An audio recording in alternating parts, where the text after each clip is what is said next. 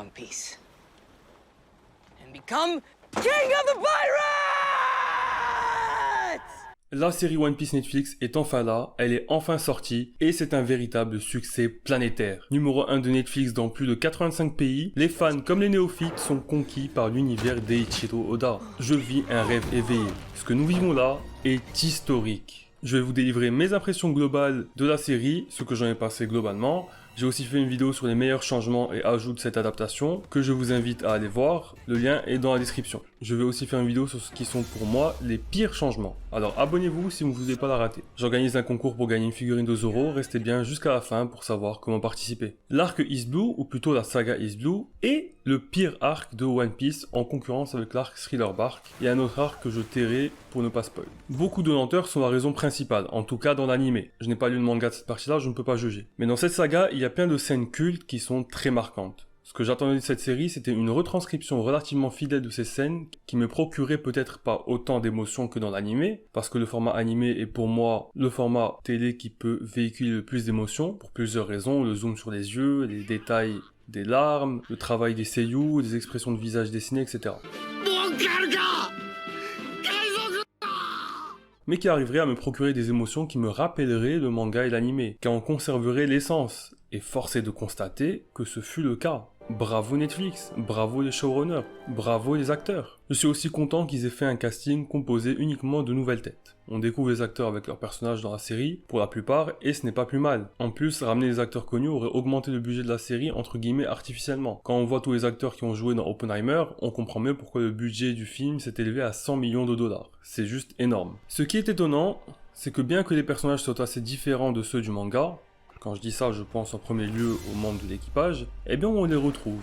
On perçoit ces personnages dans ces acteurs. Ils sont similaires, tout en étant différents. Ce que je veux dire, c'est que, évidemment, ils sont différents, du simple fait qu'on est dans un live action et non dans un animé. Par exemple, Zoro, ok, il est stylé, il a ce côté badass et tout, mais il est assez différent du manga. Dans le manga, il sourit bien plus, ici, il est assez stoïque, même s'il sourit de temps en temps. Mais les sourires que fait Zoro dans l'animé sont difficiles à retranscrire. Il fait des sourires bouche ouverte dans le coin par moment, il fait des têtes bizarres dans les scènes d'humour, super expressives, un peu style cartoon américain dans le délire, c'est des trucs difficiles à reproduire en live action. Makenyu a vraiment livré une version de Zoro qui à la fois capte l'essence du personnage tout en proposant sa propre interprétation. Et c'est vraiment difficile de mettre des mots dessus pour le coup. Juste, quand tu le vois à l'écran, ça marche quoi. Surtout quand tu le mets au milieu des autres Mugiwara. Il y a vraiment une super alchimie qui se crée entre les membres de l'équipage. C'est génial. On sent que les acteurs prennent du plaisir à tourner ces scènes. Parce que ce sont des fans de l'œuvre originale. Et ça, même si ce n'est pas censé être un critère quand un acteur postule pour un rôle, eh bien, de toute évidence, ça fait la différence. Emily Rudd, l'actrice qui joue Nami, est carrément une grosse fan d'animé, en général. Elle suit les animés de saison.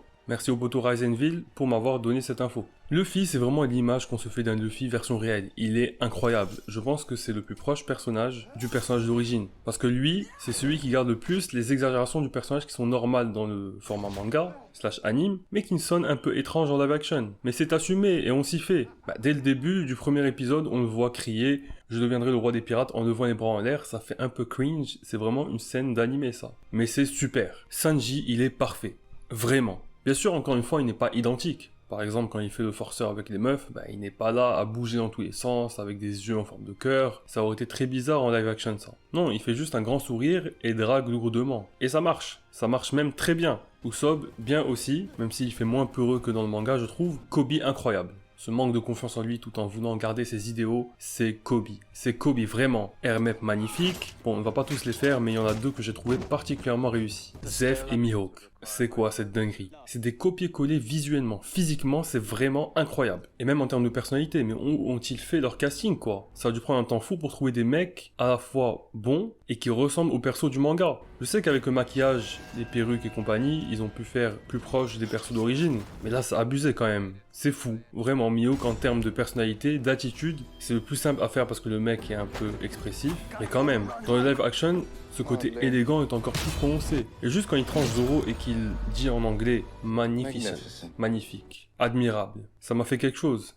Quelle élégance. Ok, en japonais, Migoto, c'est stylé, mais l'entendre en anglais, c'est spécial, j'ai kiffé. Au niveau des changements, j'ai parlé des meilleurs selon moi dans une vidéo. et je vais parler des pires bientôt, mais pour parler globalement, eh bien il y a de nombreux changements que j'ai appréciés et d'autres moins. S'ils avaient laissé tel quel la saga East Blue, ça aurait été indigeste. Trop de lenteur, trop d'éléments peu captivants, et ça je pense que c'est le cas dans l'anime et dans le manga. J'ai réellement apprécié l'effort de garder l'essentiel et remanier le tout pour que ça tienne en 8 épisodes de 1 heure et que le rythme soit bon, qu'on ne s'ennuie pas. C'est frustrant je sais, mais c'est pour le bien de la série. En fait oui, East Blue est l'un des pires arcs du manga, mais il reste un arc fondateur. C'est dans celui-ci que les Mugiwara principaux sont recrutés. Donc forcément quand on a lu le manga ou regardé l'anime, c'est perturbant de voir tout ce qu'ils ont supprimé. C'est vraiment plus ces suppressions que les ajustements qui agacent, je pense. L'absence de Django ou de Octi par exemple. L'absence de l'attaque de Krieg, mais bon, au moins maintenant c'est passé. On va pouvoir avancer dans l'histoire. Et on sait tous que les intrigues qui arrivent sont bien plus intéressantes. Pour Garp, qui poursuit le fils, ça a apporté un fil rouge au récit, et je pense que c'était nécessaire pour le rythme, qu'on sente que c'est une saison quoi. Comme dans d'autres séries, même si elles sont pas tous comme ça, il me semble que Game of Thrones c'était pas vraiment comme ça, je ne sais plus. Mais ce fil rouge est important. C'est pour ça aussi qu'ils ont tenu à présenter Arlong comme l'antagoniste final de la saison, en introduisant plus tôt, en le faisant venir au Baratie, le faisant rencontrer Baggy, etc. Mine de rien, juste la présence récurrente de Baggy crée un fil rouge aussi. On regrettera tout de même le combat final de Luffy contre Arlong,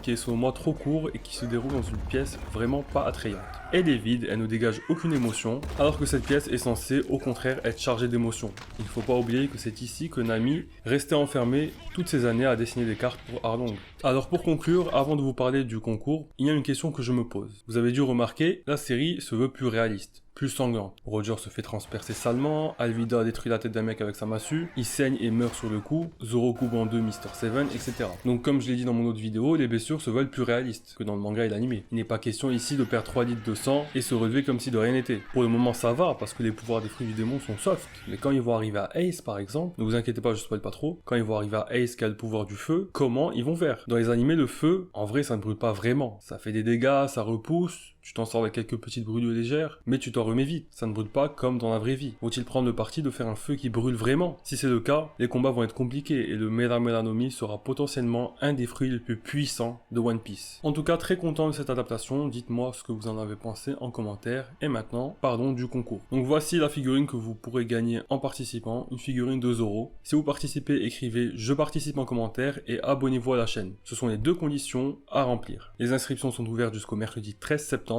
Je tirerai au sort quelqu'un parmi vous et j'annoncerai les résultats sur Instagram le vendredi 15 septembre. J'espère que vous avez Instagram. Mon Instagram c'est HeroesNTV. Checkez ma story le 15 septembre pour connaître le nom du gagnant. Sur ce, n'oubliez pas, je n'ai pas d'ennemis.